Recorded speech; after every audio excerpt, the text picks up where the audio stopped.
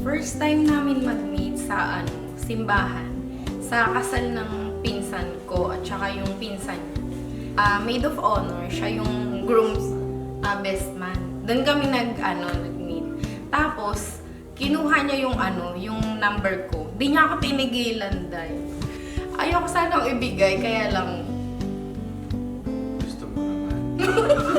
Siguro yung ligawan portion namin, umabot ng almost a month.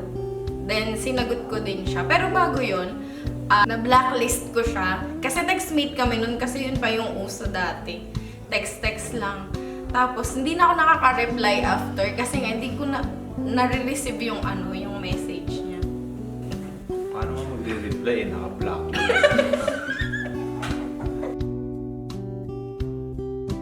Ngayong married na kami, siguro yung pinaka-challenge sa amin is, ayun nga, yung nagtatry kami na magka-baby hanggang sa ngayon, wala pa din. May mga tao kasi na tatanungin ka, wala pa ba?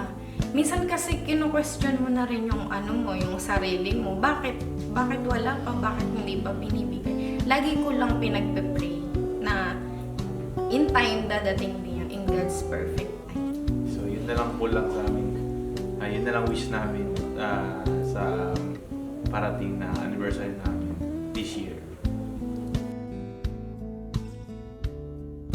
Ayun, maging successful ba, happy always sa relationship.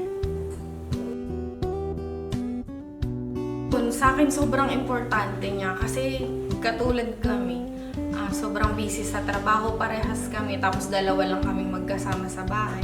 Yun yung lagi kong sinasabi sa kanya na mag-update lang siya, okay na ako. Kasi kapag nawalan kayo ng time sa isa't isa, parang lahat, parang baliwala. Yun.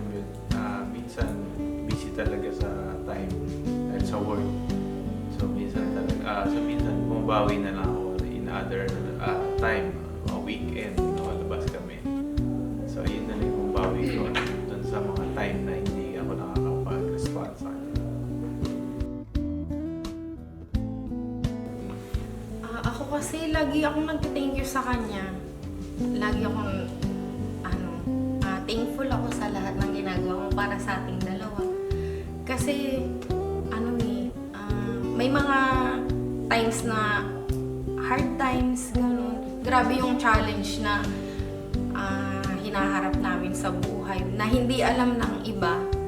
Pero nandyan siya palagi, nakasuporta. Sobrang thank you.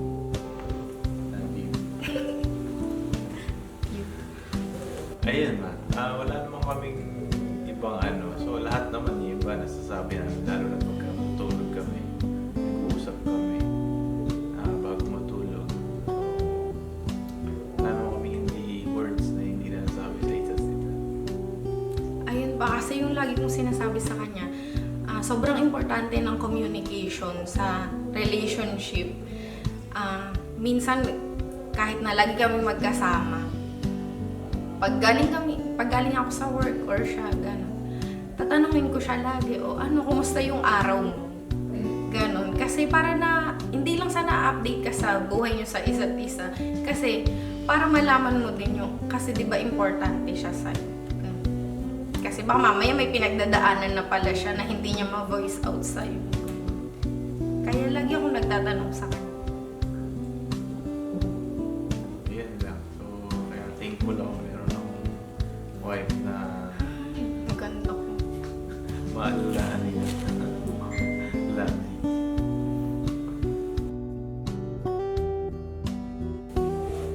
Mag-ipon muna sila. So, napakamahal magpakasal talaga ngayon. So, yun lang. Unang pamilya. Ako siguro,